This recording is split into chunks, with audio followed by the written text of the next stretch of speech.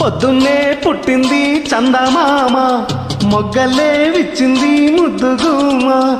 మౌనంగా పుట్టవ గీతికా, స్నేహంతో మీటావ మెల్లగా. తొలి పొద్దంటి అందాలు ఈనాడు నిద్రలేచి ముత్యాల ముగ్గులు పెట్టే వన్నెల వాకిట్లు.